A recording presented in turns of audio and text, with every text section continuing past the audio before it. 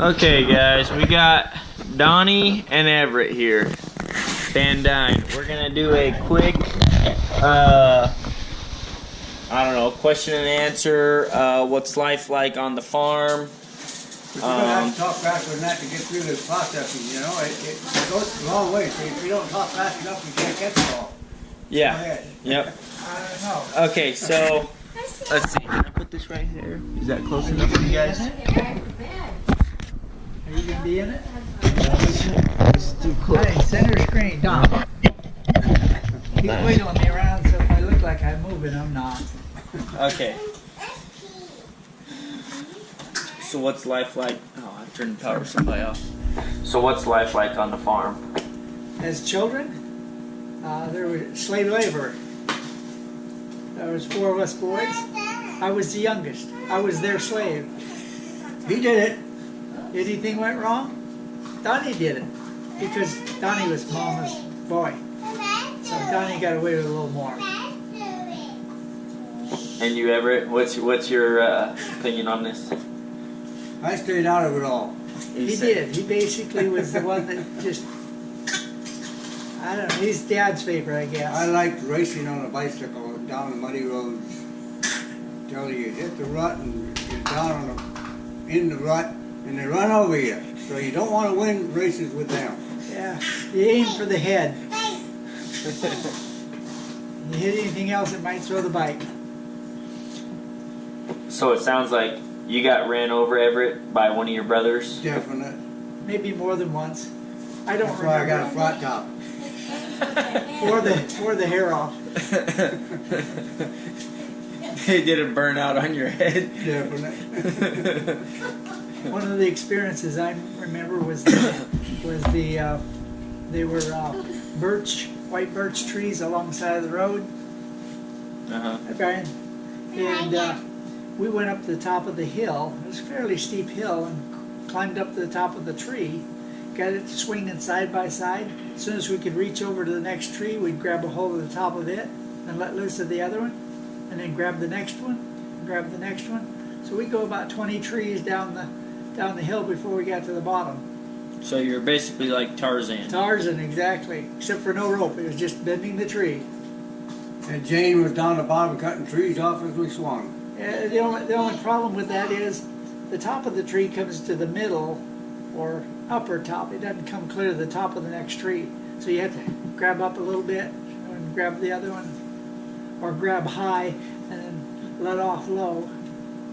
Sounds like a tall tale. It was tall trees. Then there was the experience when Dad was hauling gravel for the driveway. So he had to haul it, I don't know, 10 miles or so in the trailer behind the tractor. Real slow going tractor. So when he got to go down hills, he'd put it in neutral or push the clutch in and let it coast down the hill. However, our hill was the big hill. And when he started going down that, he started going too fast. So he hit the brakes.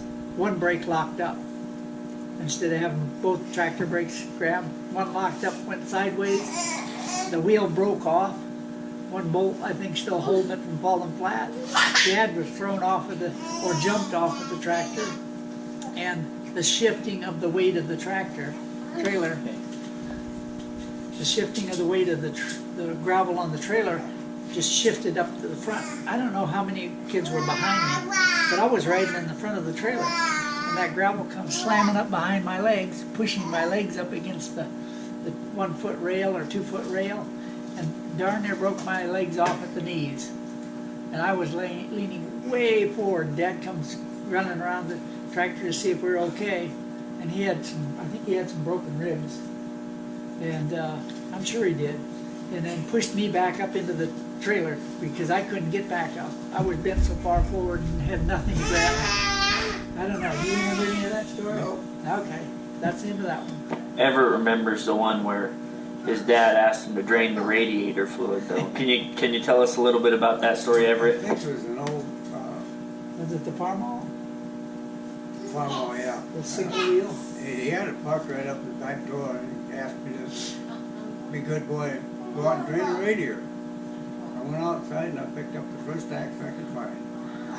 For some reason, I drained it good. The radiator didn't freeze up that winter. Yeah. Yeah, I It know. was one expensive training experience. Yeah. Playing in the barn. We had a fairly small barn. It wasn't little. I guess you'd call it about, what, 3-story? 2.5, probably. 2.5 story. We'd fill that barn up and jump out of the loft onto the trailer down below, which was 10 or 12 feet.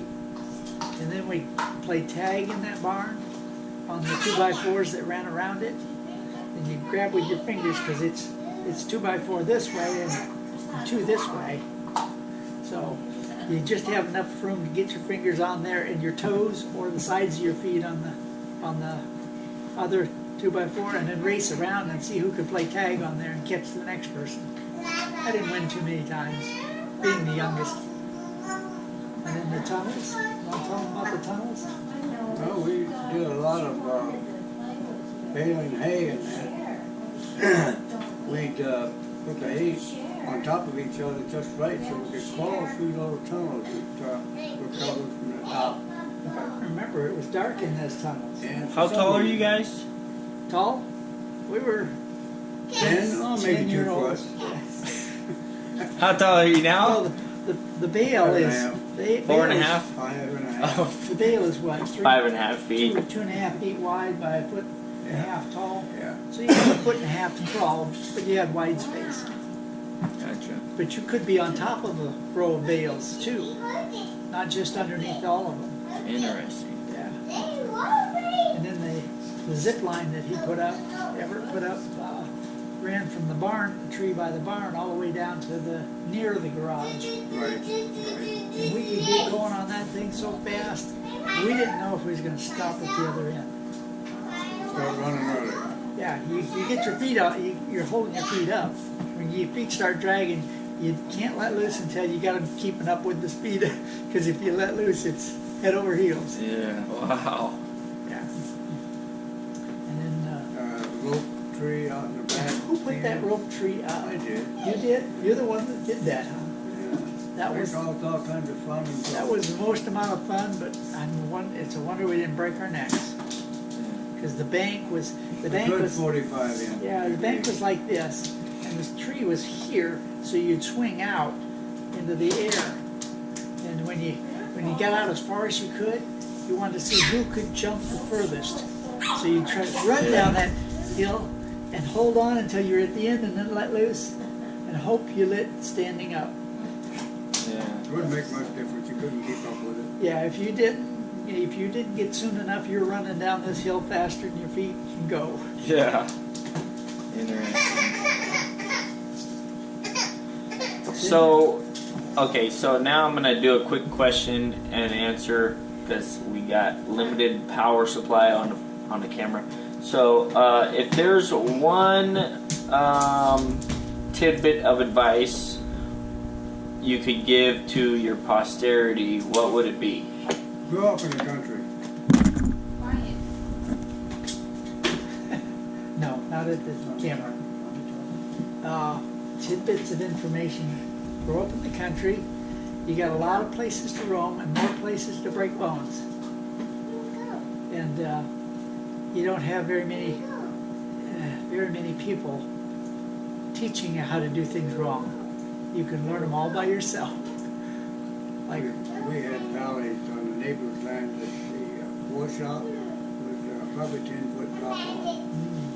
We go in those things a lot. yeah. Then the snow, when the snow hit in Illinois, when winter hits, it can drop well below zero. The year that I left, 64, I believe it was, 1964, it was 38 below. So yeah. 38 below zero. That's So, pretty. When it gets down below freezing and you expect a long cold spell, you spread the snow around in the backyard on the level area, and you wait until it gets good and hard, and then you spray water over it and let that get hard. You spray water over it, and you get that hard, and you get about 3 inches, you can go ice skating on your backyard. Want to tell them about the tunnels? No tunnels? digging yourself a tunnel under Oh, the yeah. snow.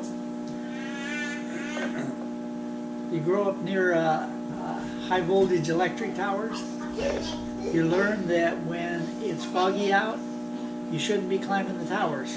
When you can hear the crackling of the electricity, you could probably, that's probably how you got immune to 110.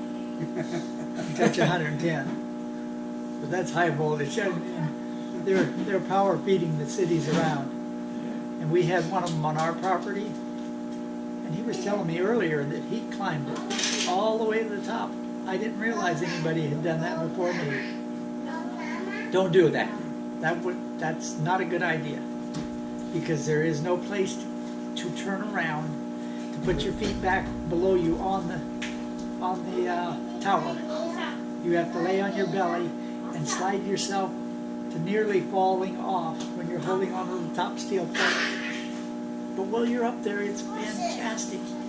But as the clouds move by, it looks like the tower, the optical illusion, the tower is leaning because the clouds are going. But it's not. And you have to convince yourself the tower is not falling over. It's not falling over. And there's fingernail marks under that 12-inch square plate on the top. How could you stand and grip the rail?